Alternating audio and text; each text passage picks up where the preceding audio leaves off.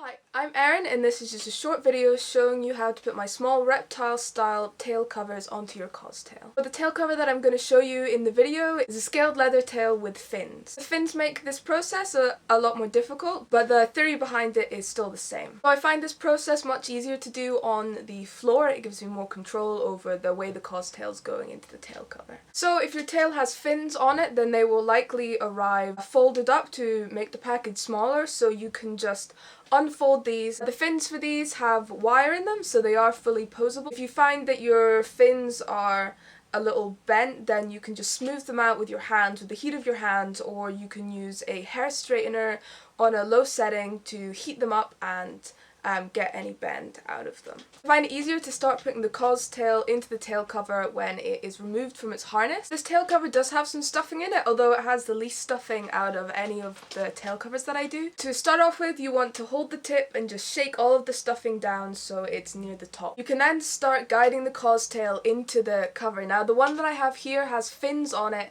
and the wires for those fins go all the way through the tail cover, so that makes it a bit more difficult to put in. So if you don't have fins, this should be simpler. You just want to take your time. You can hold on to the stiffer part at the top of the tail and use your other hand to guide the Costail through. So the segments of the Costail might get caught on the hardened ring at the top, so you just want to guide it through and take your time with this, and make sure not to push down too hard on the Costail as you guide it through, because you might pop the wire out of the end, and if that happens, it's fine. You just take it out, fix it, and start again. The tail cover has fins at the bottom, so you want to be careful that the Costail isn't hitting any of the wires attached to the fins as it goes in. So once you get to the widest point at the top of the Costail, you can then attach it to the harness.